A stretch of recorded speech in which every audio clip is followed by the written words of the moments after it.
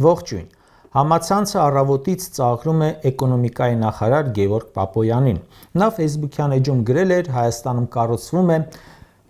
շոկոլադի տարածաշրջանի ամենամեծ գործարանը 145 միլիոն եվրո ներդրում 2000 նոր աշխատատեղ։ Առաջին հայացքից շատ նորմալ հայտարարություն է, եւ ուրեմն ինչու են ծաղրում։ Կարծում եմ պատճառները մի քանիսն են։ Նախ, նույն գործարանը 2.5 տարի առաջ մի հատ էլ գովազդելու աչոկներ էր հավաքել Պապոյանի նախորդը Վահան Քերոբյանը։ 2.5 տարի է, այս մարդիկ նույն խոստումն են տալիս։ Հենց այցելելու տեղ չեն ունենում, գնում են այդ գործարան, բայց ոչ էլ բացվեց։ Սա լրիվ մետրոյի պատմությունն է։ 2018 թվականից խոստանում են մետրո։ 3-4 քաղաքապետ փոխեցին։ Ամեն եկող շալակում է այդ խոստումը ու 8 տարի ծախում են ժողովրդի վրա։ Պապոյանի ծաղրելու պատճառներից մյուսն էլ շատ այլ խոստացած ու չբացված գործարաններն են։ Շոկոլադի գործարանը սրանց խոստացած ավելի քան 100 գործարաններից մեկն է, որ այդպես էլ չեն բացել։ Նիկոլ Փաշինյանի խոստումների երևի ամենամեծ արխիվը ես ունեմ։ Մի 20% հրապարակել է, մոտ 250 խոստում։ Հիմա նորից հրապարակում է միայն մի փոքր ներդրումների խիստ համառոտ ցանկը խոստացված ներդրումների, որը վերաբերում է գործարանների մի մասին։ Եվ այսպես, չբացված գործարան համար 1 Պապոյանից առաջ Նիկոլն էր խոստանում ինչ-որ տարածաշրջանում աննախադեպ գործարան բացել 2018 թվականին Թալինում։ Ուր է։ Գործարան համար 2 Սևանում Շաքարի գործարան։ Երրորդը Ադամանդի գործարան Կոտայքում 2000 աշխատողով։ 4-րդ Վերելակների գործարան Արթիկում եւ Չարենցավանում։ 5-րդ Մեքենաշինական գործարան Հայէլեկտրո գործարանի տարածքում։ 6-րդ Ավտոմեքենաների գործարան իրանցի ներդրողի կողմից Վանաձորում։ 7-րդ Հայկական Սեպու ավտոմեքենաների գործարան։ 8-րդ Հայկական տեխնիկայի գործարան։ Այս վերջինը մյուսներից տարբերվում է նրանով, որ անգամ բացում է եղավ։ Լենտը կտրելուց օրեր անց փակվեց։ Տարեկան խոստանում էին 126,000 հեռուստացույց, լվացքի մեքենա, օդափոխիչ, սառնարան եւ այլն։ 9-րդ 2 հատ տրակտորի գործարան, տարեկան մինչև 5000 տրակտոր պետք է արտադրեին։ Այս սաղ Նիկոլն է խոստացել։ 10-րդ Հայաստանում արհեստական բանականության գործարան դարձյալ տարածաշրջանում միակը։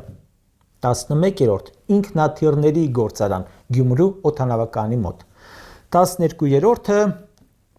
հայտնի կոկորդիլոսաբուծարանն է։ Անկամ աշխարհում բացված այդ կոկորդիլոսաբուծարանները այնքան հայտնի չեն, ինչքան Հայաստանի չբացվածը։ 13-րդ աննախադեպ 15 միլիարդ դոլարի ներդրում Խելացի գիտական քաղաք հիմնադրելու համար։ 14-րդ գազաբալոնների գործարան, օրը 800 հատ պետք է բալոն արտադրեին։ 15-րդ Չոր նավահանգիստ Գյումրիում։ 16-րդ Ալավերդու պղնձաձուլարանի վերաբացում։ 17-րդ Թեղուտի վերագործարկում։ 18-րդ 2018 թվականին ստորագրվեց համաձայնագիր 285-ից 340 միլիոն դոլար արժեքով։ Հայաստանում պետք է կառուցվեր արտադրական համալիր 100 հեկտար տարածքում 3 գործարան, տեխնիկական եւ կերակրի սոդայի ապակիների արտադրություն, շուրջ 1100 աշխատատեղ։ 19-րդ Տիգրան Ավինյանը 500 միլիոն դոլարի ներդրման հուշագիր ստորագրեց արաբական ընկերության հետ։ Այն նույն Ավինյանը, որ մի փողոց չի կարողանում ձնից մաքրել։ 20-րդ Ազգային ավիափոխադրող այդա հայկական տեխնիկայի նման բացվեց մեծ շուկով եւ փակվեց մեծ խայտառակությամբ կոռուպցիոն սկանդալով, իսկ ամբողջ անիվ հիմնադրամը մեր բյուջեին պարգևեց շուրջ 60 միլիոն դոլարի վատնում։ 20-րդի վրա կանգ առնենք։ Կարող եմ թվարկել եւս մի 110 հատ։ Նիկոլն ասում էր, այնքան գործարանի ցանկ կա, որ սկսել ենք արդեն ֆիլտրեր մշակել, որը բացենք, որը չբացենք։ Ասում էր, հենց այդ սաղ գործարանները բացենք, տնտեսական հեղափոխություն անենք, աշխատող բառի փոխարեն էլ կօգտագործենք գործավոր բառը։ Ժողովուրդ ջան, այդ սաղ սուտ է դուրս եկել։ Այդ ճիշտ է դուրս եկել այն, որ ավելացել է պետական պարտքը այդ ընթացքում ու ճոխ պարգևատրվել են քպականները։ Ֆինանսների նախարարն ասում է, դե հա, ինչ որ միլիարդ փոխարինվել է մի այլ միլիարդով։ Ոչ, 7 միլիարդը դարձել է 14.5 միլիարդ։ Դա ինչ որ միլիարդ չէ։ Երբ պետական պարտքը դառնում էր 7 միլիարդ, ընդդիմադիր Նիկոլը միտինգ հրավիրեց օպերայում ու ասաց. միջազգային բանկերը Հայաստանի կառավարության հետ կոռուպցիա են անում։ Հիմա ինչ է արվել Նիկոլի ավելացրած 7 միլիարդ դոլար պարտքով, կասեք, էլի կոռուպցիա։ Տարեք ցույց տվեք, տեսնենք ինչ եք արել։ Պապոյանն ասում է կներդնենք 145 միլիոն կստացվի տարածաշրջանի ամենամեծ գործարանը 2000 աշխատողով։ Այսինքն, եթե Պապոյանի կառավարությունը 7.5 միլիարդ պարտք օգտագործեր գործարան բացելու վրա, ապա կբացեինք 52 հատ նման խոշոր տարածաշրջանում միակ գործարանը։ 52 հատ 104,000 աշխատողով։ Իսկ եթե որոշեին բացել ոչ թե տարածաշրջանում ամենամեծ, այլ սովորական գործարան, ապա կբացեին մոտ 500 հատ, բայց քանի հատ են բացել, ոչ մի, ուրեմն ինչի վրա եք ծախսել պետական պարտքը։ 7.5 միլիարդ դոլարով պարտք ավելացրել են, մեկ մետրոյի կառավարան չեն կարողացել սարքել։ Ավինյանն ասում է, մետրոյի փողը տվել ենք, ավտոբուս ենք առել։ Ձեռք եք առնում, բայց ձեր կառավարությունը խոստանում էր Հայաստանում բացել հայ-կորեական 10 մետրանոց ավտոբուսների գործարան, բա դա ինչ եղավ։ Իսկ հաշվել եք, թե քանի գործարանի փող են սրանք պարգևատրվել։ Առնվազն 30։ Այնքան գումար, որ ծախսել են իրենց պարգևատրումների վրա, կարելի էր բացել առնվազն 30 փոքր, միջին ու խոշոր գործարան։ Նիկոլն ասում է, իմ աշխատավարձը 1.5 միլիոն դրամով ավելացել է արդյունքների գնահատման հիման վրա։ Այսքան բան թվարկեցի, չկատարած խոստում, որ մի արդյունքի համար։ Մենակ Նիկոլը հարկատուների հաշվին մի հատ լավ գործարան կառուցելու չափ աշխատավարձ է արդեն ստացել։ Փող չկար, աշխատավարձը չբարձրացնեիր, պարգևատրումներ չտայիր, ձեր ավտոպարկերը չթարմացնեիք։ ՔՊԱ-ներն արդեն վաղուց երկրորդ ու երրորդ տունն են առնում։ Մի դեպուտատի մասին էին այսօր գրել, որ 10-ից ավելի անշարժ գույք է հայտարարագրել։ Թոշակը չեն բարձրացնում, ասում են, այդ 10,000-ը առաջնային չէ, բայց դեպուտատի այդ 13-րդ տունը առաջնային է։ Ժողովուրդ ջան,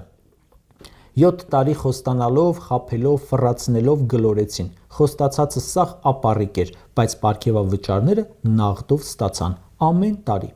Մոտենում են ընտրություններ, ակտիվ խոստումների փուլ, եւ ՔՊ-ն խոդի է տվել ոչ թե խոստացած գործարանները, այլ նոր խոստումների գործարանը։ Երեք տեղի ունեցավ մեծ շնորհանդես։ Ներկայացվեց Սամվել Կարապետյանի տնտեսական ծրագիրը 5 կետանոց։ Սամվել Կարապետյանը խոստանում է բացել գործարաններ, հարկային բեռ թեթևացնել, սրանք անցել են գործի։ ՔՊ-ն խոստումները ավելի մեծ է տալիս, ավելի մեծ գործարաններ է խոստանում, որ հակադրի Սամվել Կարապետյանի խոստացածին։ Բայց հարցը այն է, որ Սամվել Կարապետյանի պարագայում տեսել ենք գործարաններ, սրանց պարագայում միայն խոստումներ։ Մետրոյի կայարանը դարձել է քարոզչական լեգենդ, կոկորդիլոսաբուծարանը անեկդոտ, իսկ հայկական տեխնիկան դատարկ կարգախոս։ Աշխատատեղերի փոխարեն ստեղծվում են ելույթներ, զարգացման փոխարեն PR։ Կարճ ասած, խնդիրը միայն չկատարած խոստումները չեն, խնդիրը քաղաքացիներին անընդհատ նույն կերպ խաբելու քաղաքական մշակույթն է, երբ իշխանությունը վստահ է, որ հիշողությունը կարճ է, իսկ հաշվետվողականությունը ձևական, նա իրեն թույլ է տալիս ամեն ընտրության ժամանակ վերաթողարկել նույն գործարանային փաթեթը, առանց պատասխան տալու նախորդ ձախողումների համար։ Քաղաքացիների հիշողությունը համարում են կարճ, պահանջկոտությունը թույլ, իսկ հաշվետվողականությունը ավելորդ ձևականություն։ Եվ ամենացավալին, ոչ ոք պատասխան չի տալիս։ Ոչ մի պաշտոնյա չի կանգնում ասի, մենք ձախողել ենք։ Այդ սուտը պետք է ստանա քաղաքական գնահատական, որովհետև մենք գործ ունենք ոչ թե առանձին ձախողումների հետ, այլ համակարգված խաբեության։